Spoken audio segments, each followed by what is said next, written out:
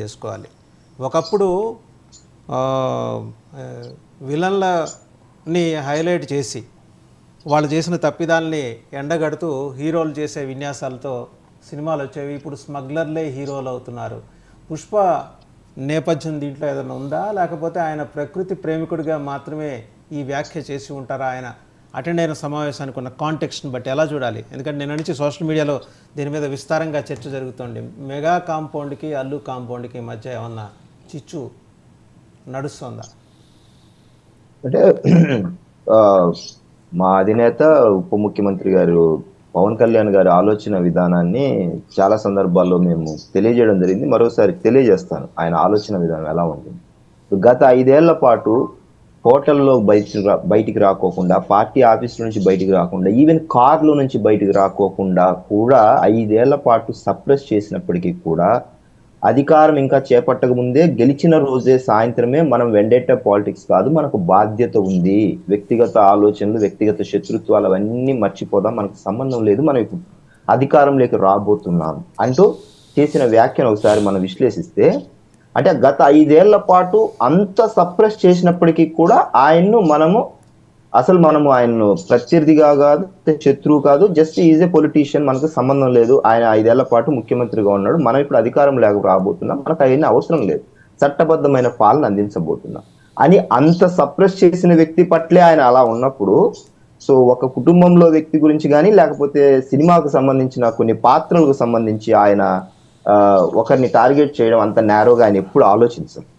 Point number 1. రెండోది వచ్చేసరికి విలన్లను గతంలో విలన్లుగా చూపించేవారు, సమాజానికి ఒక వ్యతిరేకమైన భావంతో ఉన్న వ్యక్తుల్ని వాళ్ళని తప్పుగానే చూపించేవారు. అయితే ఇప్పుడు వస్తున్న కల్చర్ ఎలాగా మారిందనే దానికి, లేకపోతే విలన్లే హీరోల కింద మారుతున్నారు అనేది ఇది ఒక పెద్ద డిబేటబుల్ సబ్జెక్ట్.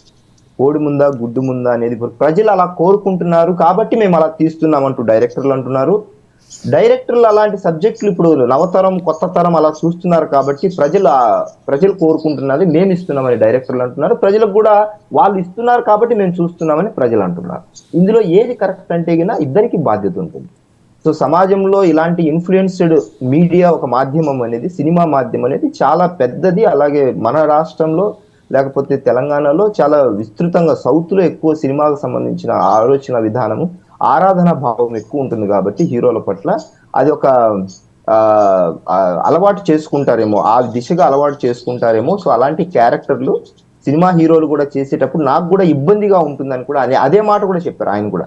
నేను చేసేటప్పుడు కూడా నాకు కూడా ఇబ్బందిగా ఉంటుంది అనే కోణాన్ని చెబుతూ, వీలైనంత వరకు సమాజానికి మేలు చేసే పాత్రలు, లేకపోతే సమాజంలో మన పాత్ర ఎలాగా ఉంటే బాగుంటుందనే ఆలోచన విధానం అనేది డైరెక్టర్లు కానీ హీరోలు కానీ ఆలోచిస్తే బాగుంటది. సో ఆయన పరోక్షంగా లేకపోతే ప్రత్యక్షంగా అన్నట్టు కాదు, ఓవరాల్ గా ఆయన ఆలోచన విధానము, పవన్ కళ్యాణ్ గారి ఆలోచన విధానం ఎలా ఉందని, సమాజం పట్ల బాధ్యతతో ఉండాలి ప్రతి వ్యక్తి, ఇంక్లూడింగ్ ఆయన అసెంబ్లీలో చెప్పిన మాట ఉదాహరణగా తీసుకుంటే, సమాజం పట్ల కన్సర్న్ నుండి బాధ్యతగా పనిచేసే ప్రతి వ్యక్తికి కూడా ఆ యొక్క ఆలోచన విధానం ఉంటే ఏమవుతుందంటే సమాజం కూడా బాగుంటుంది.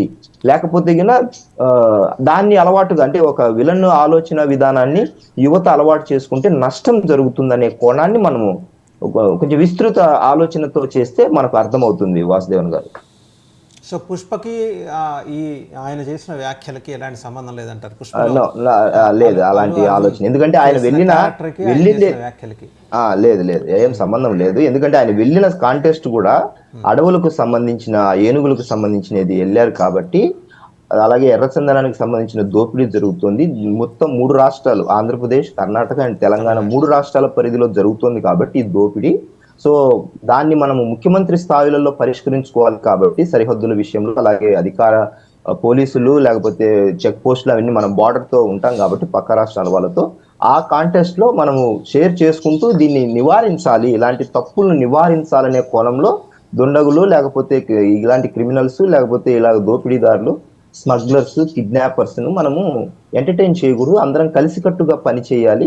సో సమాజంలో వారి పాత్ర కూడా ఉంది, సినిమా వారి మాధ్యమాల్లో కూడా ఉంది, సోషల్ మీడియా కావచ్చు, బాధ్యత కలిగిన వ్యక్తులు ఎవరైనా కావచ్చు. సో ఆ కాంటెస్ట్ మనము ఆలోచిస్తే మనకు ఆయన మాట్లాడిన విధానం అర్థమవుతుంది. ఆయన ఎప్పుడు ఫ్యామిలీని కానీ లేకపోతే ఇంకొకరిని కానీ అలాగా టార్గెటెడ్ చేసే వ్యక్తి కాదు. తన మీద ఎన్ని ఆరోపణలు, నిందలు చేసినా వైసీపీనే ఆయన ఈరోజు పట్టించుకోకుండా పక్కన పడేసి మాకు అసలు అవసరం లేదు, మాకు బాధ్యతగా పని చేయాలని ప్రజలు మ్యాండేట్ ఇచ్చారు, ఇక్కడ శత్రుత్వానికి లేకపోతే ప్రతీకారాలకు ఇది సమయం కాదు, నేను తీర్చుకునే ఆలోచన కూడా, నాకు అలాంటి ఆలోచన కూడా లేదని డే 1 నుంచే చెప్తున్నారు. ఇప్పుడు ప్రతిపక్షంలో ఉన్నప్పుడు అదే మాట చెప్పారు, అధికారంలోకి వచ్చిన డే 1 నుంచి కూడా అదే చెప్తున్నారు. కాబట్టి అది పెద్ద మన సబ్జెక్ట్ తీసుకోవాల్సిన అంశం కాదు.